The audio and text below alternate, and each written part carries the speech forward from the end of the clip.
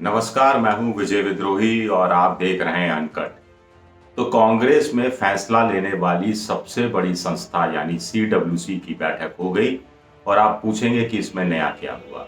कहा जा रहा है कि 2017-18 में संगठन के चुनाव हुए थे, 5 साल बाद दोबारा से संगठन के चुनाव होते हैं, तो अब 2022 में संगठन के चुनाव होंगे, यही तय हुआ। तो इसमें नया क्या हुआ?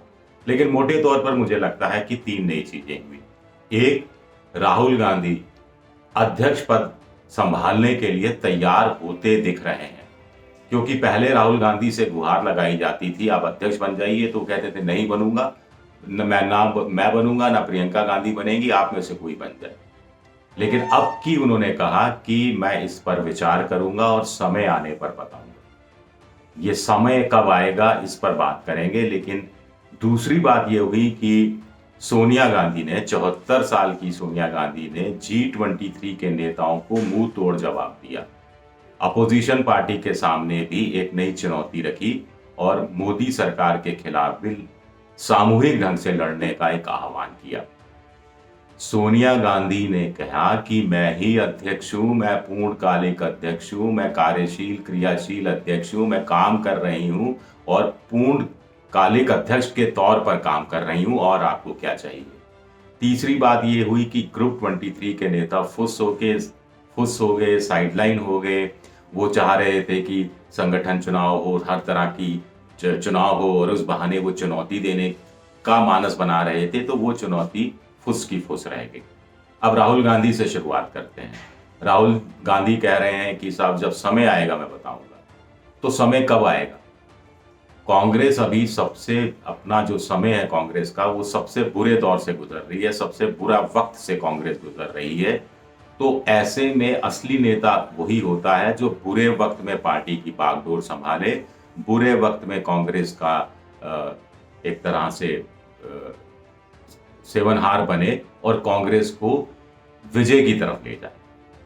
2013 के आसपास बीजेपी एक बुरे दौर से गुजर रही थी, तब दोबारा 13 वो पिछले 8 साल से सत्ता से बाहर थी, तब नरेंद्र मोदी ने यही किया था। लेकिन राहुल गांधी कह रहे हैं कि समय आने पर बताऊंगा। वैसे राहुल गांधी ने जब लोकसभा चुनाव 2019 में हार के बाद जिम्मेदारी लेते हुए पद छोड़ा था, तो अच्छा काम किया था। दूसरा, तब उन्होंने कहा था कि ना मैं बनना चाहता हूं, ना गांधी नेहरू परिवार का कोई और सदस्य को बनने दिया जाना चाहिए अध्यक्ष, आप में से बन जाना चाहिए। तो एक अच्छी स्ट्रेटेजी थी।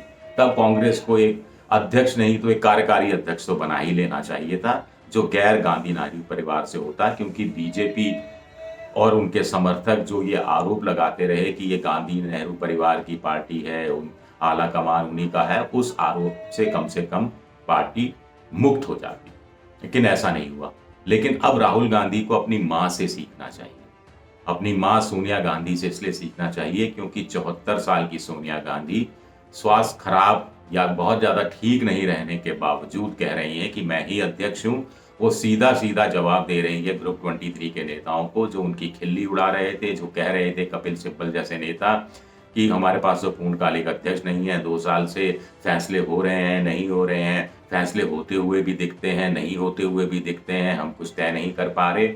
तो कम से कम साफ साफ संकेत दे दिया ग्रुप 23 के नेताओं को, दूसरे नेताओं को, अपने कार्यकर्ताओं को, अपने समर्थकों को कि 1 साल का रोड मैप तैयार है, मैं ही अध्यक्ष हूं, मेरे ही नेतृत्व में चुनाव लड़ा जाएगा।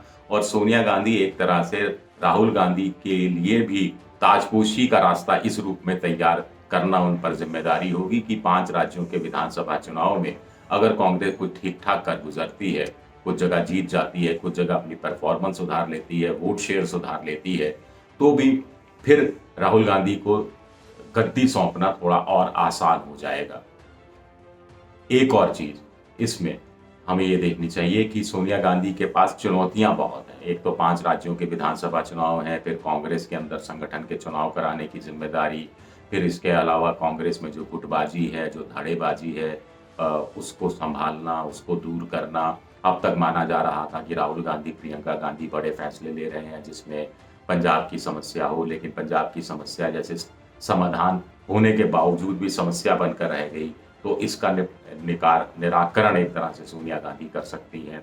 दूसरी बात है कि विपक्षी नेताओं के साथ तालमेल बनाना, विपक्षी नेताओं के साथ बैठकर एक फ्रंट बनाना 2024 में नरेंद्र मोदी के खिलाफ, ये सोनिया गांधी की महती जिम्मेदारी होगी। हम देख रहे हैं कि इस बीच विपक्षी दल के नेता थोड़ा कांग्रेस को उतना भाव नहीं दे रहे। टीएमसी की ममता बनर्जी तो अपने आप को असली कांग्रेस के रूप में प्रोजेक्ट कर रही हैं। शरद पवार का रुख कभी नरम, कभी गरम, कभी ठंडा, कभी मीठा, कभी कड़वा, इस तरह रहता है जैसा कि उनका स्वभाव है। तो दूसरी पार्टियों को मंच पर लाना, एक रोड मैप तैयार करना, एक रणनीति तैयार करना, जैसा कि सोनिया गांधी ने कहा कि अपने काम गिनाते हुए ग्रुप 23 के नेताओं के सामने कि मैं पूर्णकालिक अध्यक्ष के नाते नरेंद्र मोदी प्रधानमंत्री के सामने मुद्दे उठा रही हूँ, मनमोहन सिंह जी और राहुल जी के साथ मिलकर मुद्दे उठा रही हूँ, कोऑर्डिनेशन कर रही हूँ, संसद के अंदर विपक्षी दलों के साथ तालमेल बैठा रही हूँ, संसद के बाहर विपक्षी नेताओं के साथ तालमेल बैठा रही हूँ, एक राष्ट्रीय प्रोग्राम बनाने की कोशिश हो रही है और कैसे युवा नेताओं को आगे बढ़ाया गया है, युवा नेताओं को जिम्मेदारी दी गई है, अलग अलग फील्ड के अंदर एक मुद्दे छांटे गए हैं जिन पर काम किया जा सकता है और मोदी सरकार के खिलाफ लड़ाई लड़ी जा सकती है। इसमें महंगाई का मुद्दा है, इसमें किसानों की समस्या का मुद्दा है, इसमें गैस सिलेंडर महंगा होने का मुद्दा है, जिसमें पेट्रोल डीजल 100 रुपये पार जाने का मुद्दा है, इसमें चीन का मुद्दा है, इसमें पड़ोसी राष्ट्रों से संबंधों का मुद्दा है, जिसमें तालिबान अफगानिस्तान में आया तो भारत में आतंकवाद बढ़ सकता है, वो एक बड़ा मुद्दा है। विदेश नीति हमारा एक बड़ा मुद्दा है, आर्थिक नीति मुद्दा है। कोरोना काल में जो कथित रूप से गड़बड़ियां हुई, जो संभालने में सरकार विफल रही, इससे आम लोग को जो पीड़ित रहा, वो एक मुद्दा है।